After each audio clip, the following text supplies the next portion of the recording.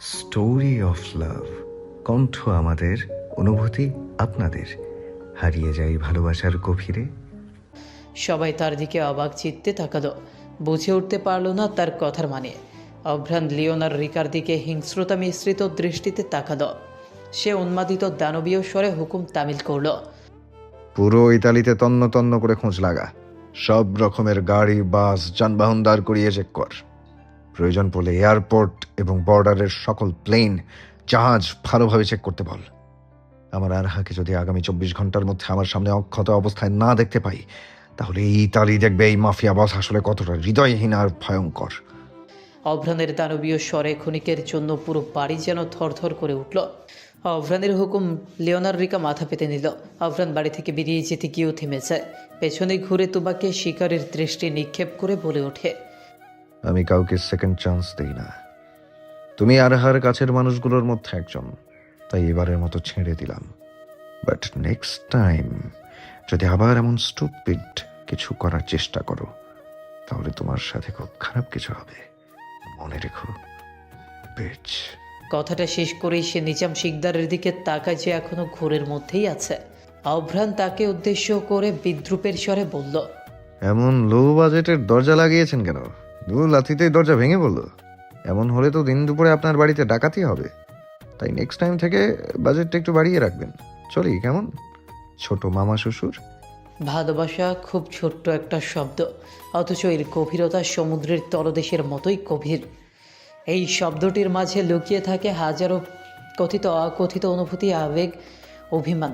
কেউ কেউ ভালোবেসে নিজের প্রিয় মানুষটির জন্য হাসি মুখে দেয় তার বলিদান, তো কেউ কেউ ভালোবেসে নিজের প্রিয় মানুষটিকে পাওয়ার জন্য করতে শুরু করে অহরহ পাগলামি, করতে শুরু করে একের পর এক অন্যায়। পাবে না জেনেও তাকে নিয়ে দেখে হাজারো মিথ্যে স্বপ্ন। নিশান নড়ে চড়ে উঠল, পিট পিট করে নিজের অক্ষি জোড়া খুলল। মাথাটা কেমন ধরে আছে, ভেতরটা ভন ভন করছে, যেন কেউ মাথায় হাতুড়ি দিয়ে আঘাত করছে। মাথার এক পাশ চেপে ধরে উঠে বসলো মেয়েটা। আশেপাশে চোখ বোলাতেই বুঝতে পারলো এটা ওর অভ্রানের মাস্টার বেডরুম নয়, এটা অন্য কোনো জায়গা যা ওর চেনা পরিচিত নয়। আস্তে আস্তে মাথায় কয়েক ঘন্টা আগের ঘটনার স্মৃতি ফিরতেই শুরু করলো। মুহূর্তেই মেয়েটার কোমল মুখখানি শুকিয়ে গেল, চোখজোড়া বড় বড় হয়ে গেল, গলা কেমন শুকিয়ে গেল তার। দ্রুত বিছানা থেকে উঠে দাঁড়াতে গেলে মাথাটা চক্কর দিয়ে উঠল, যার মানে ক্লোরোফর্মের রেশ এখনও খানিকটা রয়ে গেছে। মেয়েটা বিছানায় ধপ করে বসে পড়ল, মস্তিষ্ক ফাঁকা হয়ে এলো তার, কিচ্ছু চিন্তা করতে পারছে না। তখন সামনের দরজা খুলে আবির্ভাব ঘটল একটি শ্যামবর্ণের পুরুষ মূর্তি, পরনে সফেদ সাদা পাঞ্জাবি, সাদা প্যান্ট আর কালো একজোড়া জুতো। মেয়েটা পুরুষটির মুখের পানে তাকালো, মুহূর্তেই বক্ষস্থলে তীব্র যন্ত্রণা অনুভূত হলো। পুরুষটির শ্যামলা মুখে লেপ্টে আছে সেই চিরচেনা হাসি। মেয়েটা বিরক্ত আর রাগে চোখ মুখ খিচিয়ে ফেলল।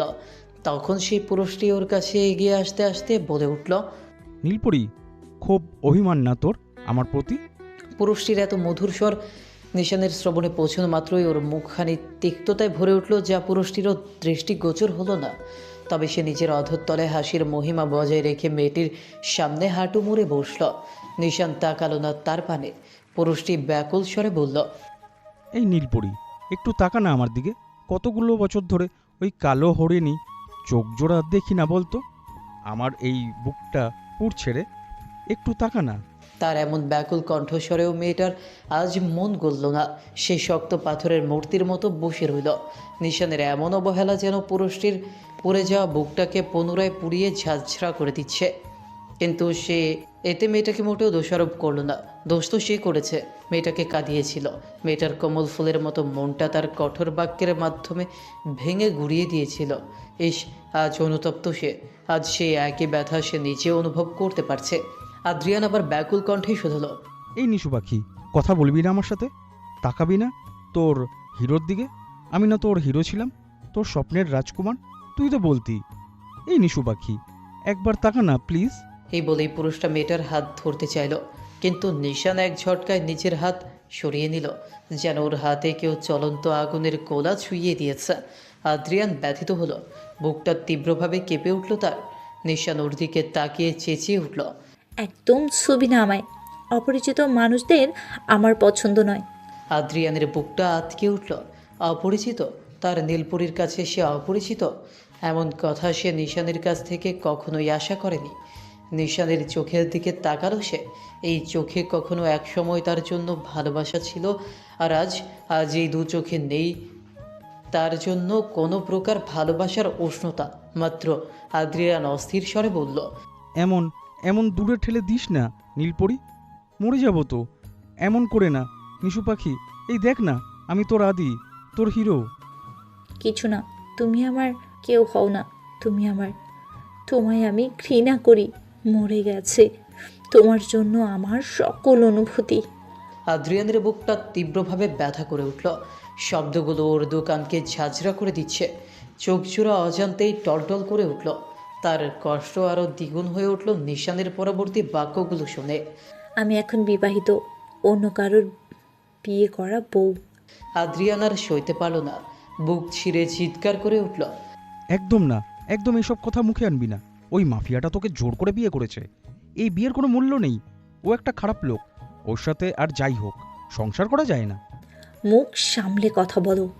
তুমি আমার সামনে দাঁড়িয়ে আমার স্বামীর সম্পর্কে বাজে কথা বলতে পারো না। হ্যাঁ, ও আমাকে জোর করে বিয়ে করেছে, আমার ইচ্ছের বিরুদ্ধে গিয়ে বিয়ে করেছে। কিন্তু একটা জিনিস কি জানো, ও না তোমার মতো আমায় নষ্টা নামে আখ্যায়িত করেনি। আদ্রিয়ানের মুখ বুঝে গেল। চোখ থেকে টলমল করা অশ্রুবিন্দু অবশেষে নিজের বাঁধ ভেঙে ঝরে পড়ল অক্ষিকুল থেকে। নিশান তাকালো সেই দিকে। আজ তার মনটা ভীষণ পাষাণ হয়ে উঠেছে।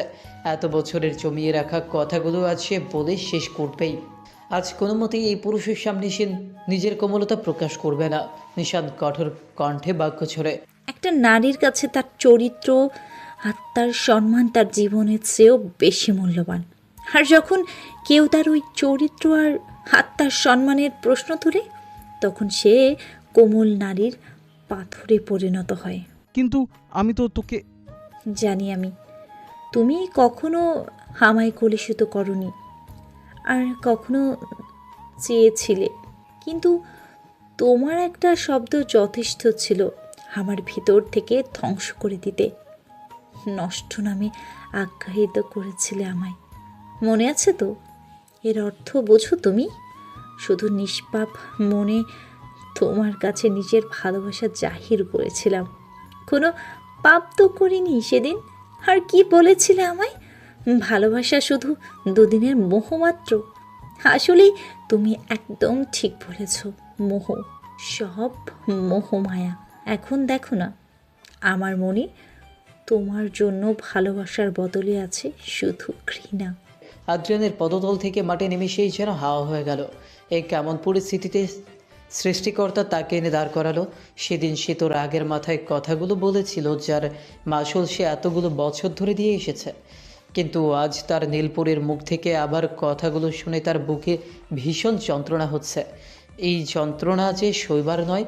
আদ্রিয়ান নিশানের হাত ধরতে চাইল, কিন্তু মেয়েটা তড়িৎ বেগে তা দূরে সরিয়ে নিল। আদ্রিয়ান ব্যাকুল কণ্ঠে বলল, এমন করিস না নিশু পাখি। আচ্ছা আচ্ছা, আমি আমার কথাগুলো ফিরিয়ে নিলাম। নিশান তাকালো আদ্রিয়ানের দিকে। মেয়েটার চোখে তার প্রতি তিক্ততা যেন তার কলিজা খাবলে বাইরে বের করে আনছে। নিশান তাচ্ছিল্যের স্বরে বাক্য ছুড়ল, একবার যে বাক্য মুখ থেকে বেরিয়ে আসে, তা কি চাইলেই আদৌ ফিরিয়ে নেওয়া যায়? মিস্টার আদ্রিয়ান শিকদার, আপনার কথাগুলো কিন্তু আমার হৃদয়ে দাগ কেটে গেছে।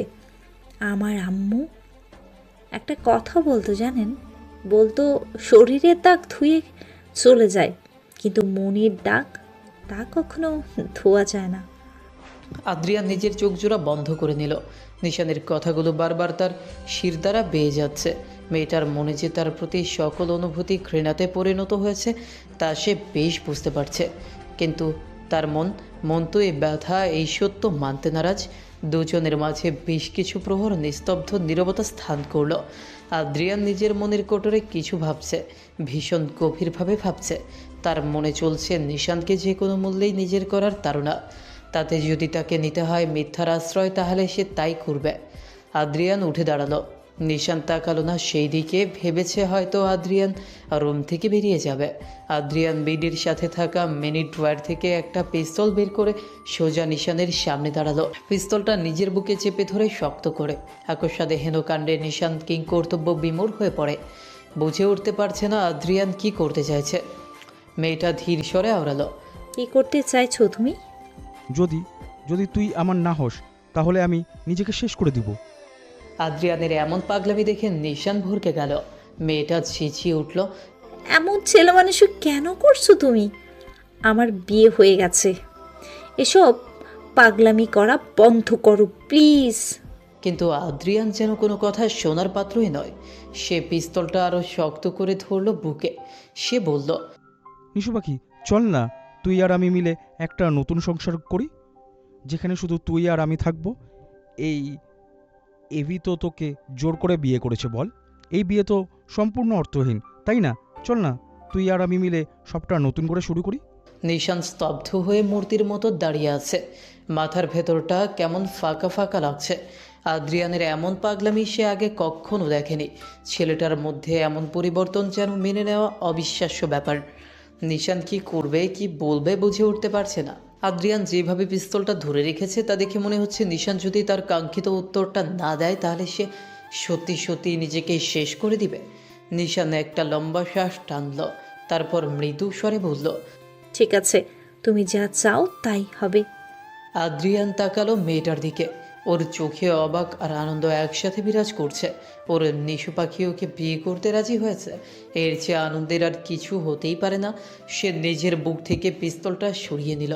সে আনন্দিত স্বরে বলল, তুই এখানে থাক কেমন, আমি বিয়ের পর সব ব্যবস্থা করছি। বিয়ের পর তুই আর আমি অনেক দূরে চলে যাব, কেউ আমাদের খুঁজেও পাবে না, আর পালানোর চেষ্টাও করিস না নিশু পাখি। এই বলেই আদ্রিয়ান রুম থেকে বেরিয়ে যায়। দরজাটা বাহির থেকে লাগিয়ে দেয়। নিশান ধপাস করে বিছানায় বসে পড়ে। রাগ, ঘৃণা আর আত্মসম্মানবোধ সব একত্রে জেঁকে ধরেছে তাকে।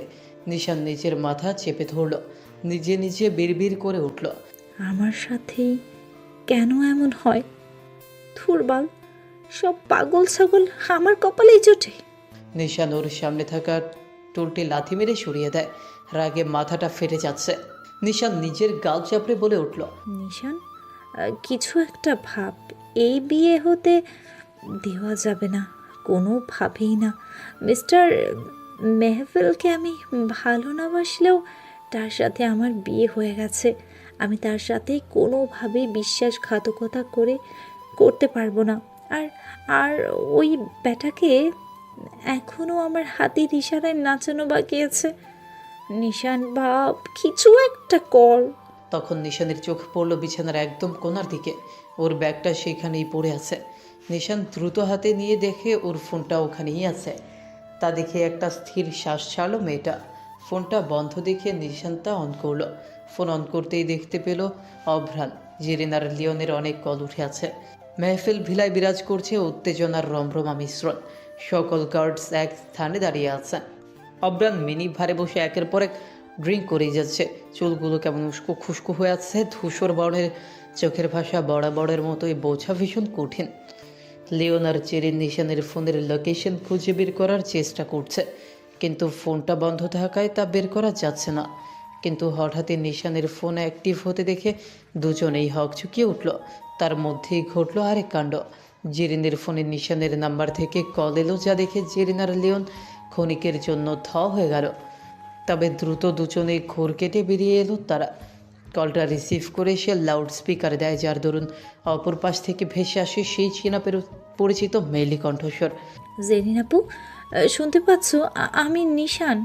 নিশানের কণ্ঠকারে পৌঁছানো মাত্রই অফরান এসে ছো মেরে ফোনটা জেরিনের হাত থেকে ছিনিয়ে নেয় আর ফোনটা নিজের মুখের সামনে নিয়ে গর্জে ওঠে, ইউ ইডিয়ট, স্টুপিড, বুলশিট। তুই কোথায়?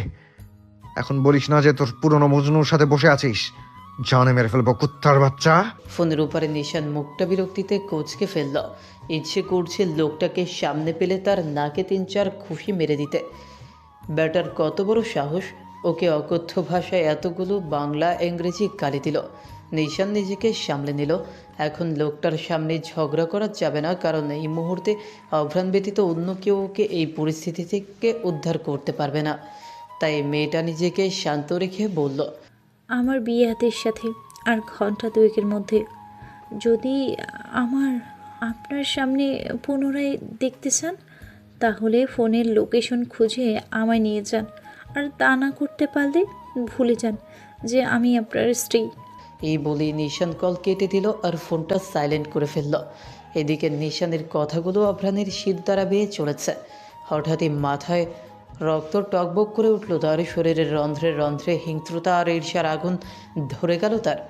ওর বউকে কেউ হুট করে কিডন্যাপ করে নিল আর এখন বিয়ে করতে চাইছে। How funny! অভ্রান মেহফিলের কোনো জিনিস তার অনুমতি ছাড়া কেউ নিয়ে যেতে পারে না, সেখানে ওর বউকে বিয়ে করা তো দিবার স্বপ্ন মাত্র। অভ্রান জেরিনকে লোকেশন খুঁজে বের করতে বলে। মিনিট 5 পর লোকেশন মিলান সিটির প্রায় সেন্টারের দিকে দেখা যায়, যেখানে মিলানের বিখ্যাত হোটেল অবস্থিত। সেখানে রিকা গম্ভীর কণ্ঠে বলল, বস গাড়ি তৈরি। রিকাকে থামিয়ে দিল অভ্রান আর হুঙ্কার ছেড়ে বলে উঠল, গাড়ি করে যাওয়ার সময় নেই আমার হাতে। আমার প্রাইভেট হেলিকপ্টার রেডি করো। আজ যদি ওই আদ্রিয়ান শিকদারের পিণ্ডি আমি না চটকেছি, তাহলে ওর 10 দিনকে আমার একদিন। অভ্রানের হুকুম কানে পৌঁছানো মাত্রই রিকা আর এক মুহূর্ত দাঁড়ালো না, চলে গেল গার্ডদের নিয়ে। মিলানের রাত নামলে শহরটা যেন ধীরে ধীরে নিজের আরেকটা মুখ খুলে দেয়।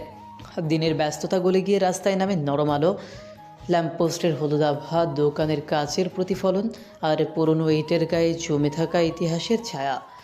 দূরে মিলানের সাদা মার্বেল, রাতের আকাশ আরও গম্ভীর হয়ে উঠেছে। তার চোরাগুলো চাঁদের আলোয় নিঃশব্দ দাঁড়িয়ে থাকে। নাভেলীয় খালের ধারে রাতটা আরও জীবন্ত। পানির বুকে ভেসে থাকা আলো তুলে তুলে গল্প বলে, অচেনা প্রেম, হারানো চিঠি আর দীর্ঘশ্বাসের। ক্যাফেগুলোতে মৃদু হাসি, কফির ঘ্রাণ আর ইতালিয়ান কথোপকথনের সুর মিলেমিশে যায়। কোথাও কোথাও বেহালার তারে হালকা সুর বাজে, মনে হয় রাত নিজেই এই সুর শুনতে থেমে গেছে।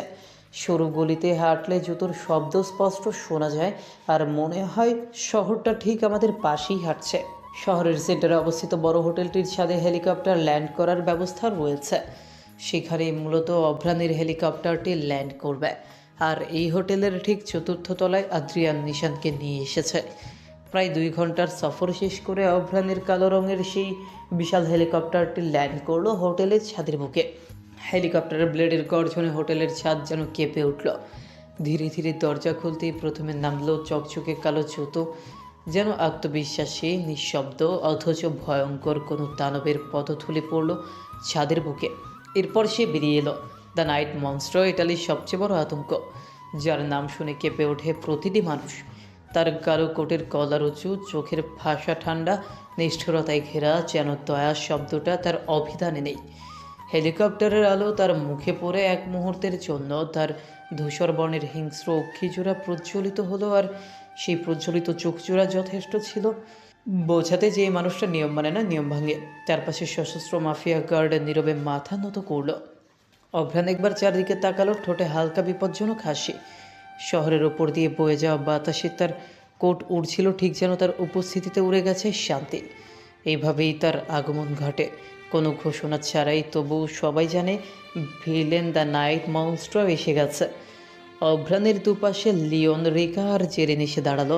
তাদের দেখে মনে হচ্ছে যেন কোনো যুদ্ধের ময়দানে তারা নেমেছে। অভ্রান সামনের দিকে অগ্রসর হতে হতে গম্ভীর কণ্ঠে আদেশ করল, পুরো হোটেল সিল করে দাও। আমার পারমিশন ছাড়া কেউ যেন হোটেলের বাইরে পা ফেলতে না পারে। আর যে বাইরে যাওয়ার বিন্দু মাত্র চেষ্টা করবে, জাস্ট কিল হিম। লিওন আর জেরিন মাথা নাড়ল। লিফটের কাছে পৌঁছতেই সবাই এক এক করে প্রবেশ করল। অতঃপর তাদের সামনে দাঁড়ালো অভ্রান। লিওন চতুর্থ ফ্লোরের বাটন প্রেস করল। এদিকে আদ্রিয়ান মনের আনন্দে আত্মহারা হয়ে বিয়ের সব বন্দোবস্ত করে ফেলেছে। হোটেল 4 তলার ছাদের মতো বড় বারান্দাটা খুব সুন্দর করে ডেকোরেট করা হয়েছে। যদিও তেমন কোনো অতিথির উপস্থিতি সেখানে বিদ্যমান নেই, তবে আদ্রিয়ানের কিছু ইতালিয়ান আর বাঙালি বন্ধু বান্ধব সেখানেও উপস্থিত আছে। আদ্রিয়ান একটা সফেদ সাদা রঙের পাঞ্জাবি পরেছে, চুলগুলো পরিপাটি করে সজ্জিত, শ্যামলা মুখশ্রীতে আনন্দের হাসি বিরাজ করছে। 2টো মেয়ে মিলে নিশানকে নিয়ে এসেছে। ওর পরনে একটা সাদা রঙের লেহেঙ্গা পরিহিত, গলায় আর কানে কন্দনের গহনার, মাথায় বড় করে একখানা ঘোমটা। আদ্রিয়ান মুগ্ধতা মিশ্রিত দৃষ্টিতে তাকিয়ে আছে তার নিশু পাখির দিকে। তার নীলপরীকে আজ সত্যি সত্যিই তার স্বপ্নের পরীর মতোই লাগছে। আদ্রিয়ান ওর দিকে এগিয়ে যেতে যেতে নিজের মনে গাথা সুর টানল। ছেলেটা এক পর্যায়ে নিশানের সামনে গিয়ে দাঁড়ালো। তার চোখে লেগে আছে একরাশ আকুল স্বপ্ন, যার পুরোটা জুড়ে আছে শুধু তার নীলপরি। নিশান ছেলেটার চোখের ভাষা বুঝলেও ওর অভিব্যক্তির কোনো পরিবর্তন ঘটল না। আদ্রিয়ান আচমকা ওর হাতটা ধরে নিয়ে গিয়ে বসালো কাউচে। নিজেও বসলো নিশানের পাশে। নিশান নিজের হাত কসলাচ্ছে, খোদার কাছে মনে মনে প্রার্থনা করছে যাতে অভ্রান কোনোভাবে এখানে চলে আসে। এক সময় যে মেয়েটা মন প্রাণ উজাড় করে এই ছেলেটাকে চেয়েছিল, আজ সেই মেয়েটা এই ছেলের থেকে বাঁচতে চাইছে। আদ্রিয়ান কাজীকে হাসি মুখে বলে উঠল, কাজী সাহেব, বিয়ে পড়ানো শুরু করুন। কাজী যখন বিসমিল্লাহ পরে বিয়ের বিধি আরম্ভ করতে যাবে, ঠিক তখনই বিকট শব্দে দরজা ভাঙার আওয়াজ হলো। সবাই চমকিত চাহনিতে তাকালো সেই দিকে। দরজা ভেঙে ফ্লোরে পড়ে আছে, আর তার উপর দিয়ে সেখানে প্রবেশ করলো শয়ে শয়ে মাফিয়া গার্ডস। সবাই দুপাশে সুশৃঙ্খলভাবে দাঁড়াতে প্রবেশ করলো ইতালির মোস্ট ডেঞ্জারাস মাফিয়া বস এবং ফায়ার ড্রাগন গ্রুপের লিডার অভ্রান মেহফিল, যার ধূসর বর্ণের চোখে ছড়িয়ে আছে ক্রোধ, হিংস্রতা আর ঈর্ষার জ্বালা। ঠোঁটের কার্নিশে সে ভয়ঙ্কর শীতল হাসির বিচরণ। আদ্রিয়ান, নিশান সহ সবাই উঠে দাঁড়ালো। কাজী আর বাকিদের তো ভয়ে কাঁপাকাঁপি শুরু হয়ে গেছে। আদ্রিয়ানের আনন্দ নিমিষেই মাটির সাথে মিশে গেল। চোখে মুখে ছড়িয়ে পড়ল রাগ আর প্রতিহিংসা। এদিকে নিশানের চোখজোড়া অজান্তেই ঝলমল করে উঠল, যেন এই মুহূর্তটার জন্য সে অধীর আগ্রহে অপেক্ষা করছিল। অভ্রান নিজ স্থানে দাঁড়িয়ে বাঁকা হেসে বলে উঠল, বাহ বাহ, আর হ্যাঁ, মাই সুইট হার্ট, বিয়ে করতে যাচ্ছিলে? আর এই যে আদ্রিয়ান ব্রো, আমাকে ইনভাইট না করে আমার বউকে বিয়ে করতে যাচ্ছিলে? It's not fair, it's unfair to me bro. অভ্রানের কথা শুনে নিশান আর নিজেকে সামলাতে পারল না। আদ্রিয়ানের হাত থেকে ছো মেরে নিজের হাতটা ছাড়িয়ে নিল আর দৌড়ে অভ্রানের দিকে যেতে যেতে বলল, ও আল্লাহ, হাবিবি, মাই হাবিবি এসে পড়েছে আমারে নিয়ে যাওয়ার জন্য। দৌড়ের মাঝে নিশান ব্যালেন্স হারিয়ে হুমড়ি খেয়ে ধপাস করে পড়ল অভ্রানের শক্ত বুকে। অভ্রান ওই মুহূর্তে মেয়েটার কোমর পেঁচিয়ে ধরল। নিশান ওর কাঁধ শক্ত করে ধরে ওর কানের কাছে ফিসফিস করে বলল, ওকে কিছু করবেন না। এমনিতেই আপনার সাথে আমার বিয়ে হয়ে গেছে জানার পর থেকেই ওর মাথাটা অর্ধেক গেছে, তাই ওকে প্লিজ কিছু করবেন না, ওর কোনো ক্ষতি করবেন না, বলে দিলাম। জাস্ট জাস্ট আমায় এখান থেকে নিয়ে চলুন, আমার দম বন্ধ হয়ে আসছে এখানে। অভ্রানের বাঁকা হাসি আরও গাঢ় হয়ে উঠল, তবে কোনো প্রত্যুত্তর সে করল না। নিশানকে একপাশে সরিয়ে দিয়ে সোজা আদ্রিয়ানের মুখোমুখি গিয়ে দাঁড়ালো। আদ্রিয়ান ক্ষিপ্ত দৃষ্টিতে তাকিয়ে আছে অভ্রানের দিকে। আকস্মাৎ আদ্রিয়ান আক্রমণ করে বসল অভ্রানের ওপর। শক্ত করে অভ্রানের কলার খামচে ধরল। উচ্চতায় অভ্রান 6 ফুট 2 ইঞ্চি, যার দরুন আদি ওর কলার ধরে ওকে নিচে ঝুঁকালো। অভ্রান কোনো প্রতিক্রিয়া ব্যক্ত করল না। এদিকে এই দৃশ্য দেখে সবার চক্ষু চড়ক গাছ। মাফিয়া বসের কলার ধরা তো দূরে থাক, তার দিকে চোখ তুলে তাকালেও মাফিয়া বস তার চোখ চোরা উপড়ে নেয়। কিন্তু এখন আদ্রিয়ান ওর কলার ধরার পরেও তার মধ্যে কোনো পরিবর্তন দেখা যাচ্ছে না। এটা সত্যিই অসম্ভব ও অবিশ্বাস্য দৃশ্য বটে। মাফিয়া গার্ডরা নিজের স্থান নিয়ে নিয়েছে। আদ্রিয়ান কোনো ভুল পদক্ষেপ নিলেই সোজা তাকে শ্যুট করে দিবে। আদ্রিয়ান কোনো কিছুর পরোয়া না করে উচ্চস্বরে বলে উঠল, তুই পারবি না আমার নিশুকে আমার কাছ থেকে কেড়ে নিতে। ওর আমার ছিল আর আমারই থাকবে। অভ্রান অট্ট হাসিতে ফেটে পড়ল, যেন আদ্রিয়ানের কথাগুলো তার কাছে এই মুহূর্তে সবচেয়ে হাস্যকর কথা বলে মনে হচ্ছে। অভ্রান এক ঝটকায় আদ্রিয়ানের হাত থেকে নিজের কলার ছাড়িয়ে নিল। তারপর নিজের কলার ছেড়ে গম্ভীর অথচ নিস্তব্ধ হুমকির স্বরে বাক্য ছুড়ল, আওয়াজ নিচে। আমার সাথে উঁচু গলায় কথা বলা ব্যক্তিদের আমি মোটেও পছন্দ করি না। তাদের আমি কি করি জানো? তাদের জিহ্বাগুলো কেটে আমি আমার প্রিয় ব্লো শ্যাডোকে খাওয়াই। আফরানের এমন বক্তব্যে মাফিয়া গার্ডসরা বাকি সবাই কেঁপে উঠল। নিশান নিজেও একটা শুকনো ঢোক গিলল। সে বেশ কয়েকবার ব্লু শ্যাডোর নাম শুনেছি, কিন্তু এখন পর্যন্ত দেখেনি। জেরিনের মুখে শুনেছিল ব্লু শ্যাডো হলো আবরানের পালিত সাদা বাঘ, যার চোখজোড়া নীল সমুদ্রের মতোই নীল। আদ্রিয়ান 2 কদম পিছিয়ে গেল। তারপর হঠাৎই আবার আক্রমণ করে বসলো অভ্রানের ওপর। সে অভ্রানের মুখে ঘুষি মারে, কিন্তু এতে অভ্রান নিচের স্থান থেকে এক চুলও নড়ল না। একইভাবে নিজ স্থানে স্থির রইল, এমনকি তার নাক বা মুখ থেকে এক ফোঁটা রক্ত পর্যন্ত ঝরল না। আদ্রিয়ানের রাগ যেন আরও বেড়েই যাচ্ছে। সে নিজেও বুঝতে পারছে না যে সে নিজের রাগের বশীভূত হয়ে নিজের বিপদকে আহ্বান জানাচ্ছে। অভ্রান শীতল স্বরে বলে উঠল, হিংস্র দানবকে কেন জাগাতে চাইছো? আমি যদি নিজের দানবীয় রূপ ধারণ করি তাহলে তুমি এক মুহূর্তও টিকতে পারবে না। অভ্রানের এমন শীতল স্বরের ভয়ঙ্কর হুমকিতেও যেন আদ্রিয়ানের হুঁশ ফিরল না। সে আজ স্থির করেই রেখেছে যে কোনোভাবেই হোক নিশানকে নিজের সাথে নিয়েই যাবে। সে নিজের পাগলামিতে এতটাই ডুবে আছে যে সে এটাও বুঝতে পারছে না সে কার সামনে দাঁড়িয়ে আছে। আদ্রিয়ান আবারও যখন অভ্রানের মুখে ঘুষি মারতে যাবে তখন অভ্রান তার হাত শক্ত করে ধরে ফেলল। আদ্রিয়ান ছাড়াতে চাইলেও অভ্রান ছাড়ে না। সে এক লাথি দিয়ে আদ্রিয়ানকে নিচের থেকে সরিয়ে দেয়। লাথির আঘাত সামলাতে না পেরে আদ্রিয়ান ফ্লোরে পড়ে যায়। অভ্রান এক কদম এগিয়ে গিয়ে কর্কশ কণ্ঠে বলে উঠল, সাবধান করেছিলাম, শুনিসনি? এখন আমি যা করবো তাতে কিন্তু আমার কোনো দোষ থাকবে না। এই বলে অভ্রান ছেলেটাকে নিচ থেকে তুলে ওর মুখে ঘুষি মারে। ঘুষির আঘাত এত জোরালো ছিল যে ছেলেটা ছিটকে কাউচের ওপর পড়ে যায়। তার নাক আর ঠোঁট পেয়ে লোনা তরল রক্ত বইছে। এই দেখে অভ্রানের অভিব্যক্তির কোনো পরিবর্তন হলো না। সে একই নির্দয় পাষাণ অভিব্যক্তি নিয়ে দাঁড়িয়ে আছে। নিশান জেরিনের পাশেই দাঁড়িয়েছিল। আদ্রিয়ান কীভাবে মার খেতে দেখে মেয়েটার বেশ খারাপ লাগছে। কি করবে বুঝতে পারছে না। এদিকে অভ্রানকে যদি এখনও না থামায় তাহলে নির্ঘাত অভ্রান আজ আদিকে মেরেই ফেলবে। তাই নিশান আর আশপাশ না ভেবেই এগিয়ে গেল। অভ্রান যখনই আদ্রিয়ানকে আবার আঘাত করতে যাবে তখনই নিশান ওদের ঠিক মাঝখানে এসে দাঁড়ায়। নিশানকে দেখিয়ে অভ্রান নিচের হাতকে ব্যালেন্স করে নেয়।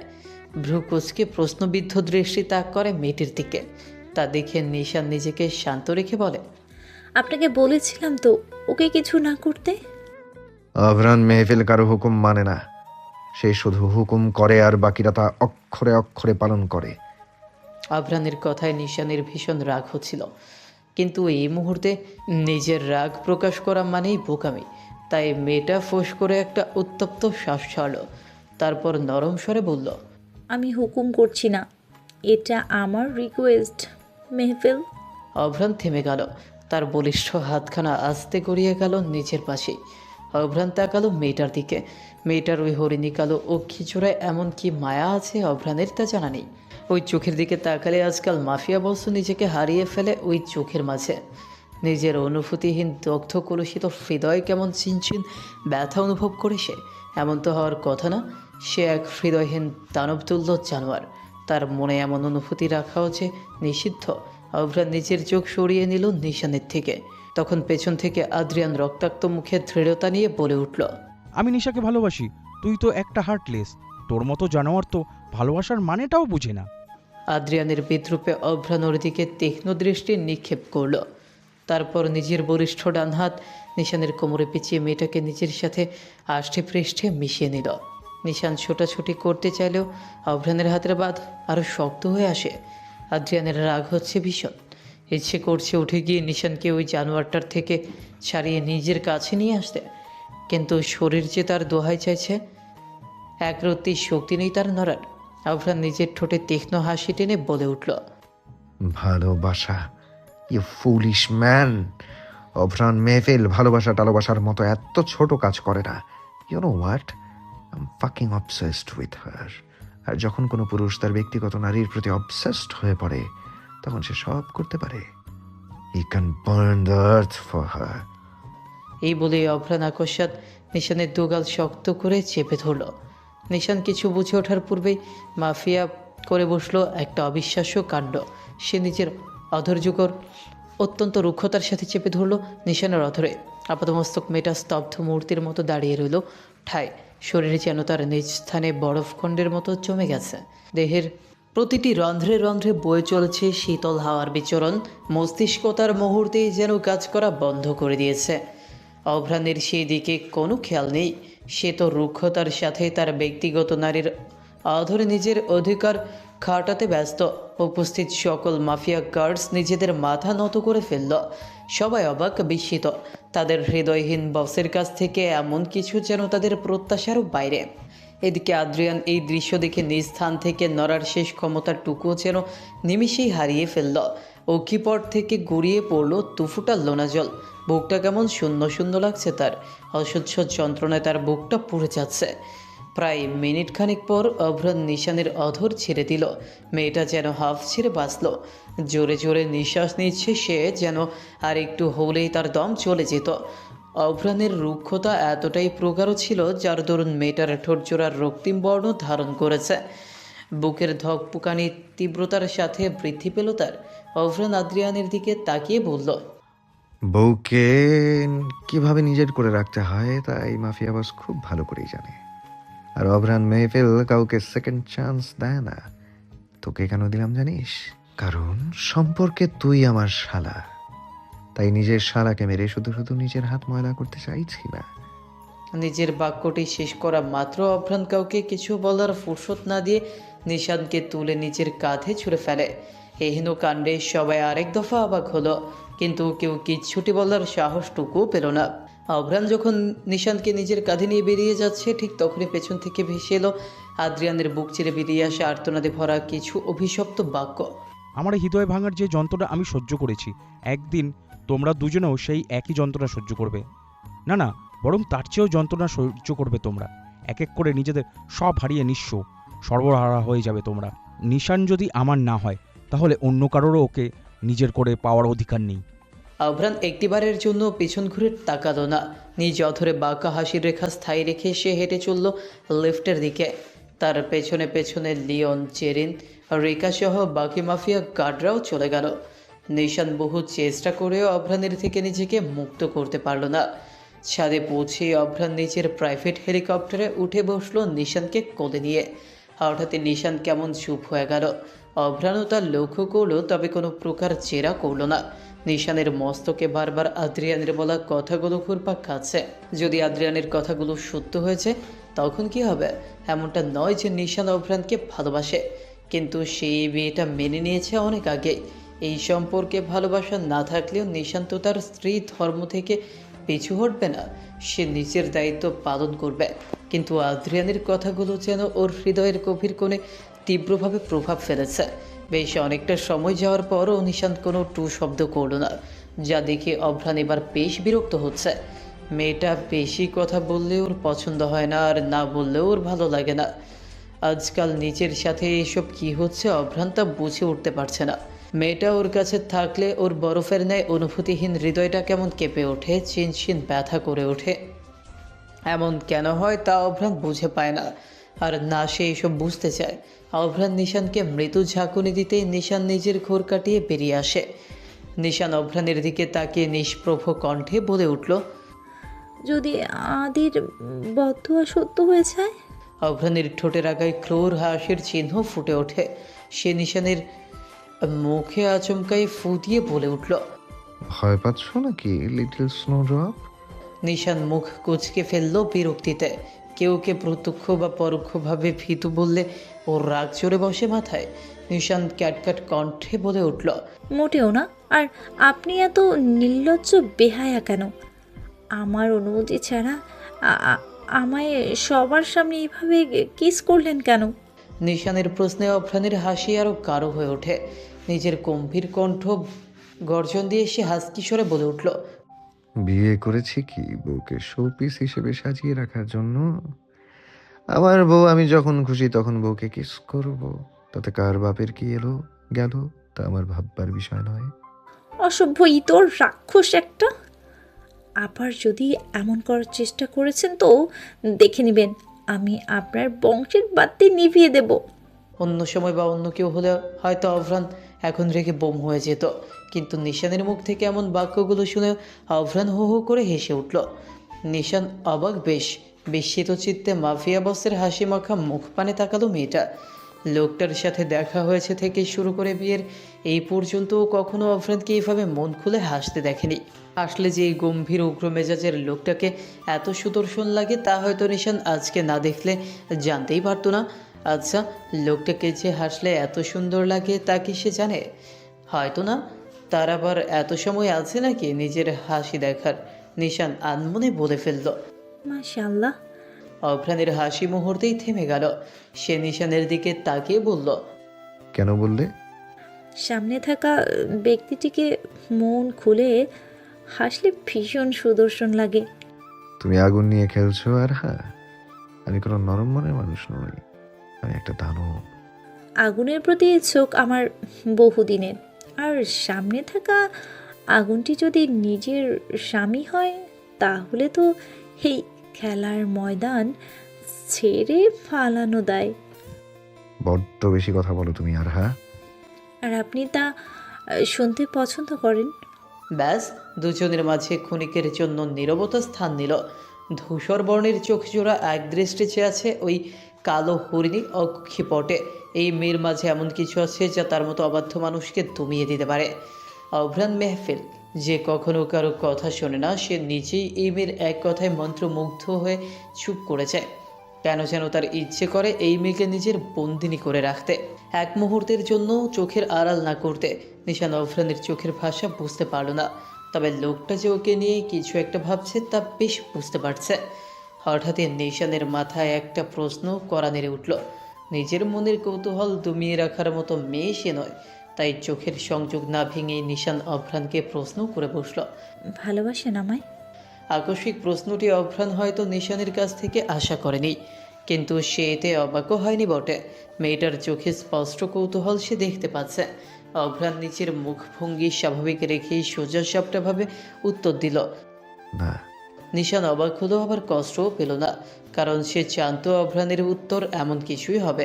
নিশানের জায়গায় অন্য কোনো মেয়ে হলে হয়তো মন খারাপ করতো বা কান্নাই করে দিত, কিন্তু নিশান তো শুরু থেকেই জানে এই সম্পর্কে কোনো ভালোবাসা ভালো লাগার অস্তিত্বের ছিটে ফোটাও নেই। মেয়েটা আবার জিজ্ঞেস করলো, তাহলে এই বিয়েটা কিসের উপর ভিত্তি করে দাঁড়িয়ে আছে? আবেশ, obsession, my dark obsession for you. মানে? অভ্রান ক্রূর হাসলো। নিশানের মিনি হেয়ারগুলি কানের পেছনে গুঁজে দিয়ে নিজের মুখখানা ওর কানের কার্নিশে নিয়ে কর্কশ কণ্ঠে বলল, I'm obsessed with you, especially your black eyes, that dimple smile. It's really attractive. I'm fucking obsessed with you, mi amor. But I am not obsessed with you. I know. তাহলে? অভ্রান কোনো প্রত্যুত্তর করলো না। নিশান কিছুক্ষণ তাকিয়ে রইল অভ্রানের দিকে উত্তরের প্রত্যাশায়, কিন্তু গম্ভীর রহস্যময় ব্যক্তির কাছ থেকে কোনো উত্তর এলো না।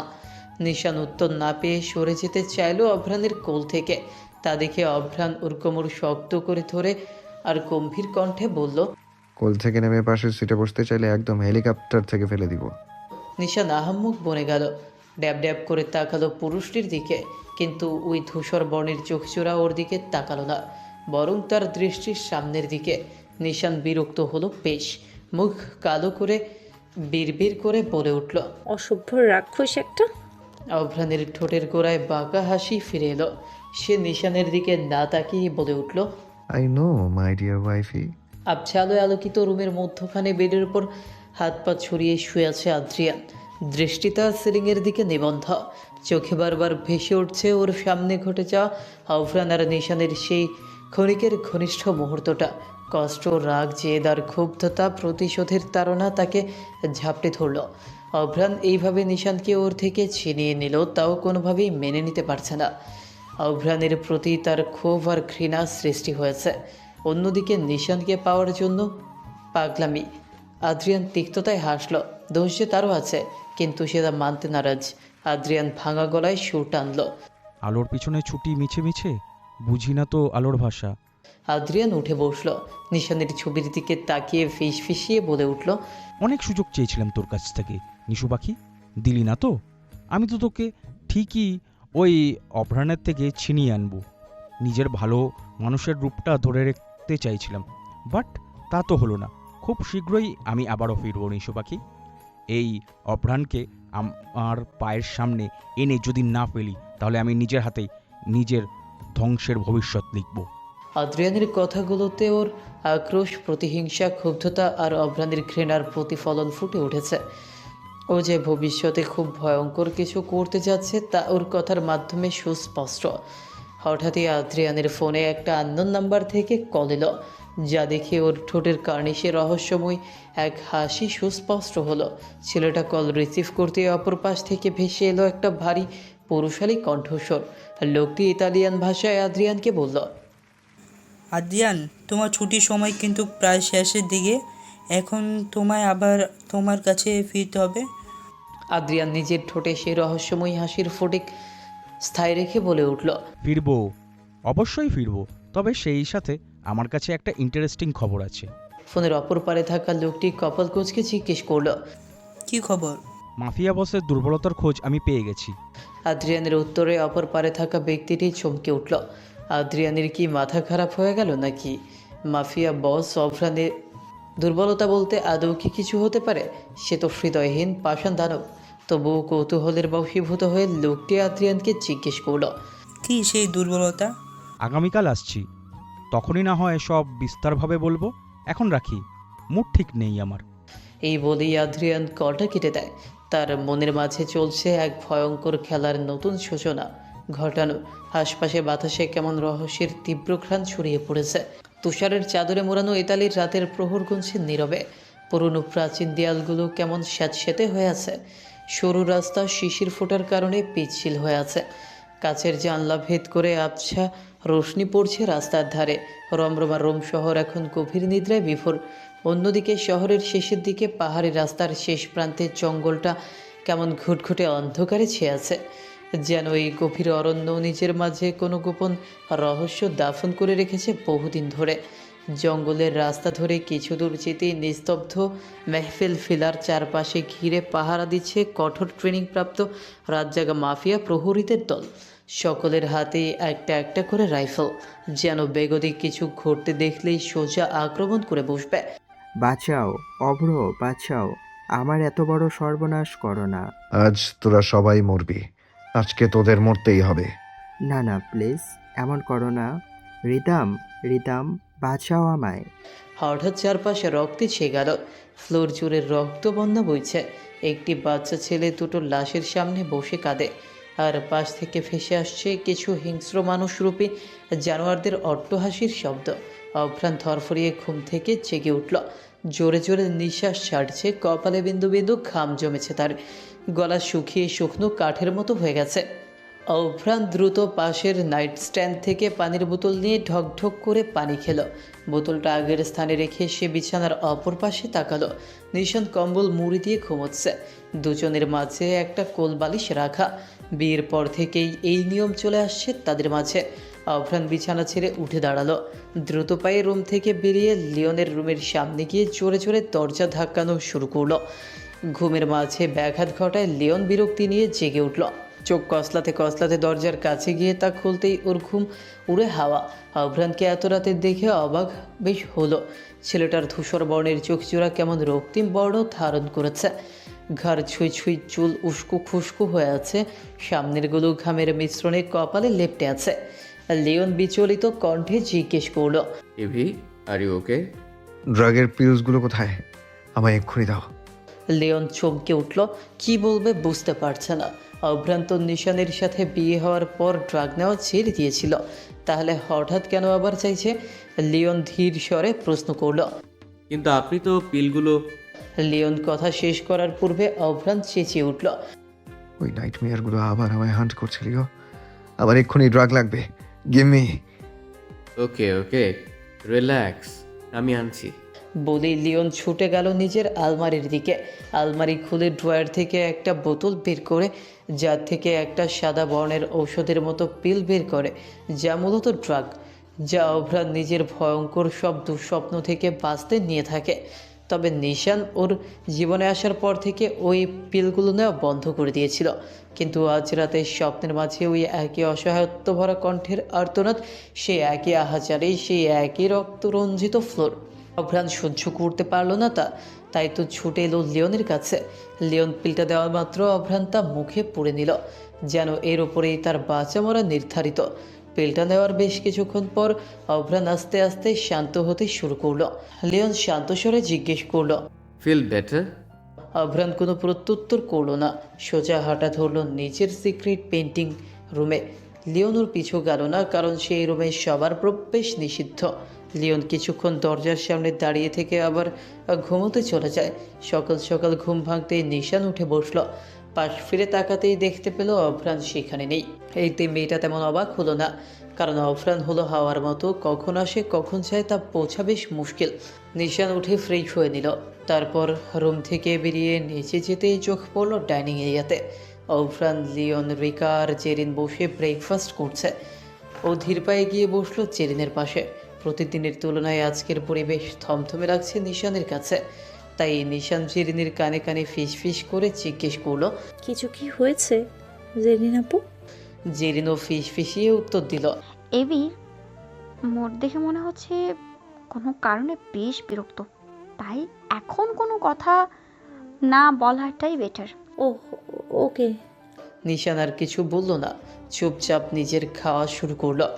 অভ্রান একবার নিশানের দিকে তাকালো, তার চোখের ভাষা স্পষ্ট। দণ্ডখানেক তাকিয়ে নিচের চোখ আবার প্লেটে স্থির করলো। তার গম্ভীর কণ্ঠে নিশানকে উদ্দেশ্য করে বলল। আজ থেকে তুমি ইউনিভার্সিটিতে যাবে না। লিওন ব্যথিত, জেরিন, রেখা আর নিশান চমকে উঠল। নিশান অবাক চিত্তে তাকালো লোকটার দিকে। সে কি তার কানে ঠিক শুনেছে? অভ্রান একবারও নিশানের দিকে তাকানোর প্রয়োজন বোধ করল না। নিশান নিজেকে দমিয়ে রাখতে না পেরে বলে উঠল। আপনি আমার সাথে এমন করতে পারেন না। আপনি আমায় বলেছিলেন আপনি আমার পড়াশুনো শেষ করতে দিবেন। আর আমি সেই কথা রেখেছি। এই বলে অভ্রান উঠে দাঁড়ালো। কাউকে কিছু বলার সুযোগ না দিয়ে সে ডাইনিং এরিয়া থেকে চলে গেল।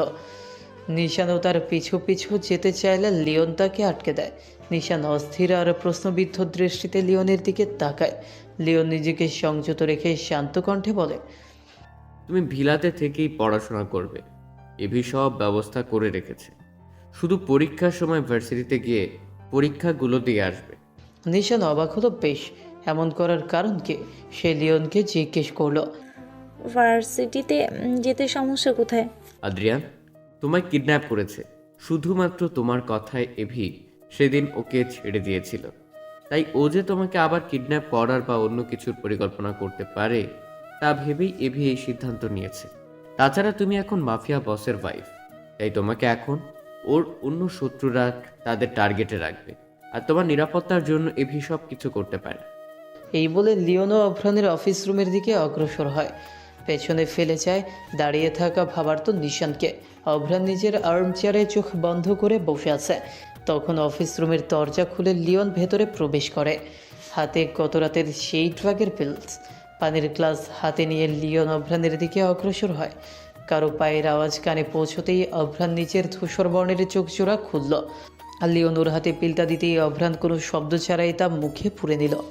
পিলসগুলো নিলেও বেশ শান্ত লাগতো আগে তার, কিন্তু এখন যেন অশান্তি আরও বেড়ে যাচ্ছে। লিওন আইপ্যাড হাতে নিয়ে অভ্রানকে তাদের কিছু ইলিগাল ড্রাগ তৈরিকৃত ফ্যাক্টরির বর্তমান অবস্থার ইনফরমেশন দিচ্ছিল। তখন অভ্রান হঠাৎই ওকে থামিয়ে দিল। লিওন ভ্রু কুচকে তাকালো অভ্রানের দিকে। অভ্রান গম্ভীর স্বরে জিজ্ঞেস করে উঠল। বাংলাদেশে যে 200 কোটি টাকার ড্রাগস সাপ্লাই করা হয়েছে সেগুলো কি এখনো বর্ডার ক্রস করেনি? আমি সকালেই খবর নিয়েছি, জাহাজ চট্টগ্রাম বন্দরের খুব কাছাকাছি অবস্থান করছে। 2-1 দিনের মধ্যেই বর্ডারে পৌঁছে যাবে। গুড। তবে কেউ যেন বুঝতে না পারে ওই জাহাজে আসলে ড্রাগস আছে। লিওন সম্মতিসূচক মাথা নাড়ল। তারপর আগামীকালের নাইট ক্লাবে হতে যাওয়া মাফিয়া ইভেন্টের তথ্য অভ্রানকে দিতে শুরু করে। এইসব ইভেন্টে হয় মূলত বিভিন্ন ক্ষমতাধর মাফিয়া, গ্যাংস্টার, ড্রাগ ডিলাররা নিজেদের কালো জগতের রমরমা ব্যবসাকে দুহাত বাড়িয়ে নিতে। অনেকে তো আছে নারীকে পুঁজি করে নিজেদের ব্যবসা আরও রমরমা করে তোলে, যা অভ্রানের ব্যক্তিগতভাবে মোটেও পছন্দ নয়। এটা তার ভয়ঙ্কর অতীতের কোনো এক বিভৎস অধ্যায়কে স্মরণ করিয়ে দেয়। তাদের ফায়ার ড্রাগন গ্রুপও একসময় নারী ব্যবসার সাথে খুব জঘন্যভাবে জড়িত ছিল, কিন্তু তার দাদার মৃত্যুর পরপরই সে এই ব্যবসা সম্পূর্ণরূপে নিষিদ্ধ করে দেয়। এমনকি তার দাদার তৈরিকৃত সকল নিয়ম ভেঙে সে নতুন নিয়ম তৈরি করেছিল। পুরো ফায়ার ড্রাগন গ্রুপকে নিজের হাতের মুঠোয় নিয়ে এসেছে সে। লিওন নিজের কথা শেষ করা মাত্রই অভ্রান উঠে দাঁড়ালো। অভ্রান একটা কথা বলল, যা শুনে লিওন অবাক না হয়ে পারল না। সে সতর্কতার সহিত বলে উঠল। শুধু শুধু কেন নিজেকে এসবে জড়াতে চাইছেন? এতে করে কিন্তু আপনার সাথে অ্যালেক্সার শত্রুতা সকল সীমা পেরিয়ে যাবে। অভ্রান তেমন একটা গুরুত্ব দিল না লিওনের কথায়। সে নিজের দৃঢ়তা বজায় রাখল। নিজের কালো স্যুট ঠিক করতে করতে বলে উঠল। আমার তাতে কিচ্ছু যায় আসে না। তুমি ওই মেয়েগুলোকে যে করেই হোক বাঁচাবে, ওদের যাতে আগামীকাল ক্লাবের স্লট হিসেবে দেখা না যায়। এই বলেই অভ্রান সেখান থেকে চলে যায়। লিওন তার যাওয়ার দিকে তাকিয়ে একটা দীর্ঘ শ্বাস ছাড়ল। আইপ্যাডটা হাত থেকে সেগুনের টেবিলে রেখে বলে উঠল, ওর মধ্যে যে ঠিক কতটা পরিবর্তন ঘটেছে তাও নিজেও টের পাচ্ছে না। তখনই অফিস রুমে প্রবেশ করলো জেরিন, হাতে কিছু ফাইল।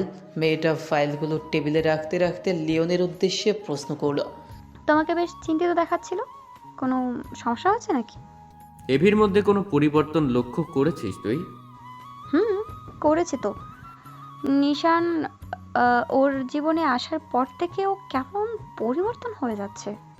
জেরিন তাকালো লিওনের দিকে। ছেলেটার কপালে ভাঁজ পড়লেও কি দেখতে আরও বেশি আকর্ষণীয় লাগে। জেরিন নিচের মাথা ঝাঁকিয়ে নিল। কি থেকে কী ভাবছে নিচেও বুঝে উঠতে পারছে না। জেরিন লিওনকে বলল, আমার তো মাঝে মাঝে ভয় হয় ওর এই পরিবর্তন না ওর ধ্বংসের কারণ হয়ে দাঁড়ায়। জেরিনের কথায় লিওন হাসলো। তা দেখে মেয়েটা ভ্রু কুঁচকে ছেলেটার দিকে তাকালো। অমন হাসার কি হলো? ওকে হাসার মতো কিছু বলেছে নাকি? মেয়েটা বুঝে উঠতে পারল না। লিওন ওর কিছুটা কাছে এসে দাঁড়ালো আর বিশ্বাসে ভরা দৃঢ় কণ্ঠে বলে উঠল, ও গ্যাংস্টার, দ্য মাফিয়া বস অবরান মেহফিল। ওকে ধ্বংস করা এত সহজ নয়।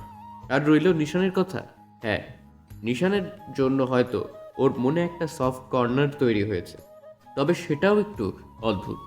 অদ্ভুত? কি বলতে চাইছো তুমি? ওর নিশানের প্রতি অবসেশনটা খারাপের দিকে যাচ্ছে। এই যে আজও নিশানকে ভার্সিটিতে যেতে বারণ করে দিল, এটা শুধু নিশানের নিরাপত্তার কথা ভেবে না, বরং এখানে ওরও কিন্তু আছে। সেই কিন্তুটা কি? সেটাই তো আমি বুঝতে পারছি না জেরি। ওকে বোঝা ভীষণ কঠিন।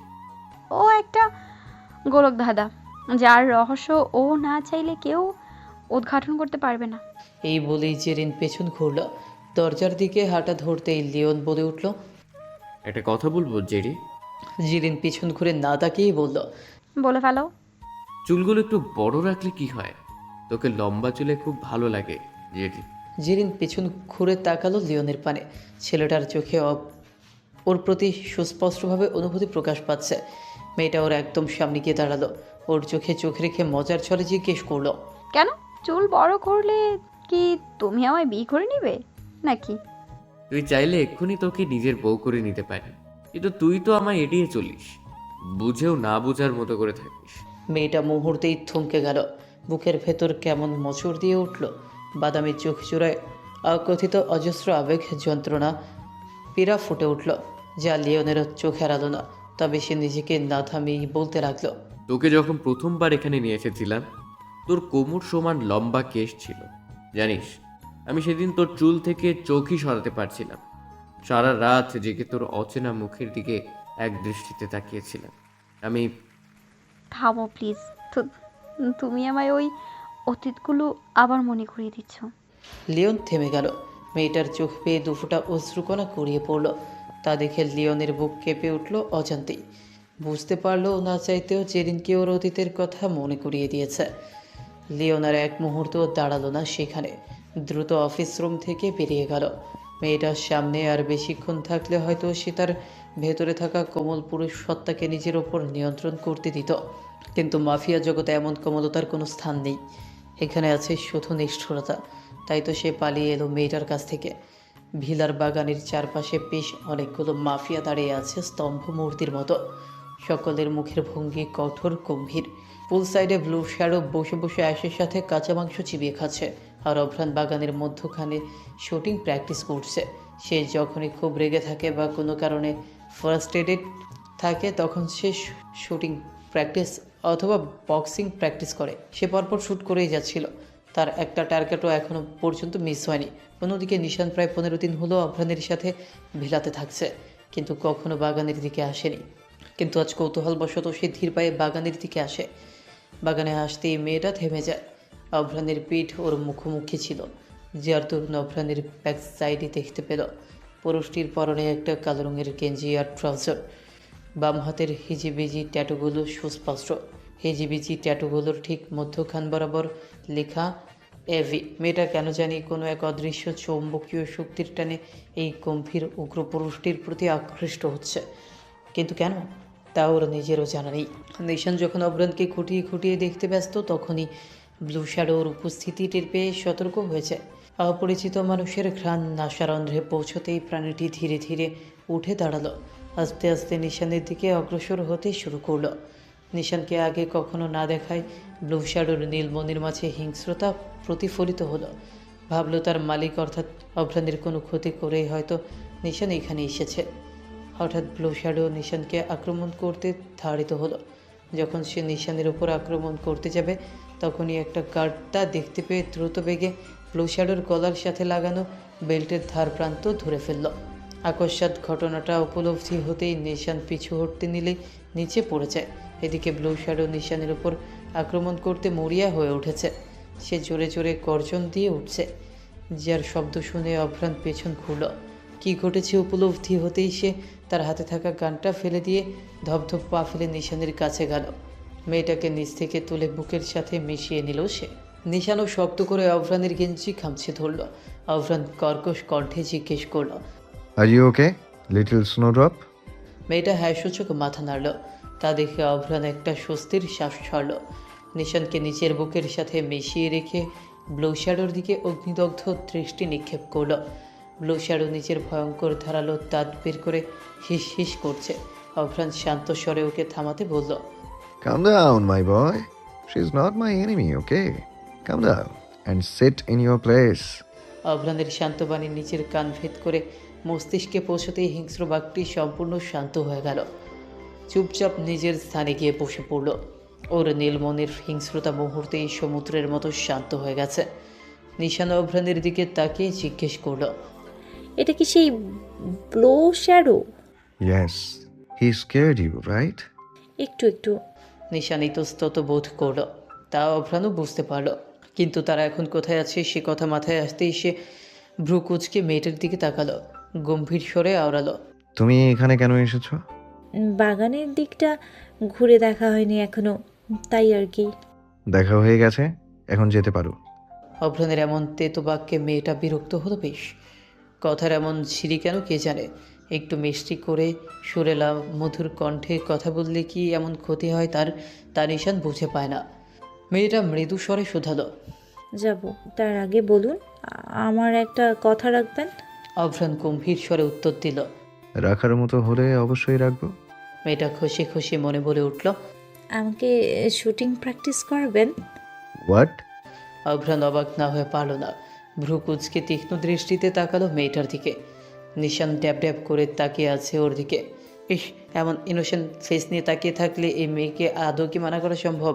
অভ্রান ছেড়ে কাশলো, নিজের কণ্ঠস্বরে গম্ভীরতা বজায় রেখে বলল, শুটিং কেন শিখতে চাও? আবার আমায় মারার প্ল্যান করছো না তো? নিশান তাজ্জব বনে গেল ছেলেটার কথায়। ও তীর তীর করে বলে উঠল, আচ্ছা আচ্ছা, এসব কি বলছেন আপনি? আপনাকে মারার প্ল্যান কেন করতে যাব আমি? নিজ হাতে নিজের স্বামীকে মারার মতো মেয়ে আমি নই।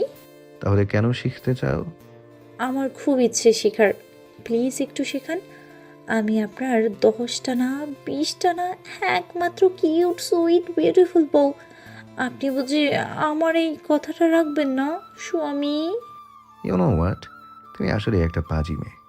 নিজের কথার জালে এই ডেঞ্জারাস মাফিয়া বসকেও ফাঁসিয়ে ফেললে। অভ্রানের কথা শুনে নিশান খিলখিল করে হেসে উঠল। তার এই হাসির দিকে এক দৃষ্টি চেয়ে রইল নিজেকে হার্ডলেস দাবি করা মাফিয়া বসটা। কে আছে এই মেয়ের মাঝে, যা ওর ভেতরের শক্ত দেয়ালটাকে আস্তে আস্তে দুমড়ে মুচড়ে ভেঙে দিচ্ছে? Just focus on your target little snowdrop. ভুলে যাও তোমার আশেপাশের সকলের অস্তিত্ব। শুধু একটা কথাই চিন্তা করো, তোমার সবচেয়ে বড় শত্রু দাঁড়িয়ে আছে তোমার সামনে, আর তোমাকে যে করেই হোক তাকে শেষ করতেই হবে। অভ্রানের দৃঢ় বাক্যগুলো নিশান নিজের মন আর মস্তিষ্কে ঢুকিয়ে নিল। অভ্রানের কথা মতো নিজের থেকে বেশ কিছু দূরত্বে থাকা কাচের বোতলটির দিকে নিজের লক্ষ্য স্থির করল। অভ্রান ঠিক যেভাবে ওকে গান ধরা শিখিয়েছিল মেয়েটা ঠিক সেভাবেই ধরল। অভ্রান 1 2 3 বলতে নিশান শ্যুট করলো, কিন্তু মেয়েটার মাঝে অতিরিক্ত এক্সাইটমেন্ট কাজ করায় একটুর জন্য ওর টার্গেট মিস হয়ে গেল। তা দেখে বেচারির মুখখানা ফ্যাকাশে হয়ে গেল। না চাইতেও দৃষ্টিতে ভীতুভাব ছড়িয়ে পড়ল ওর। ভীতু দৃষ্টিতে তাকালো পাশে দাঁড়িয়ে থাকা 6 ফুট 2 ইঞ্চি লম্বা পুরুষটির দিকে, যে বুকে হাত গুজে ওর দিকে তীক্ষ্ণ দৃষ্টিতে চেয়ে আছে। মেয়েটা একখানা শুকনো ঢোক গিলল। ভেবেছে অভ্রান হয়তো এবার সত্যিই রেগে যাবে ওর উপর, কারণ এই নিয়ে ও দুবার টার্গেট মিস করছে। কিন্তু ওকে ভুল প্রমাণ করে অভ্রান কিছুটা নরম স্বরে বলে উঠল।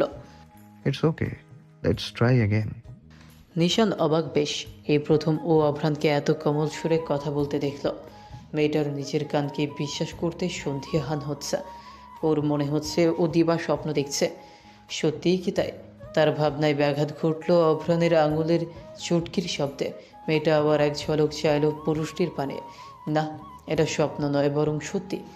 ইস, লোকটার কোমল কণ্ঠস্বর শুনতে এত মিঠা কেন?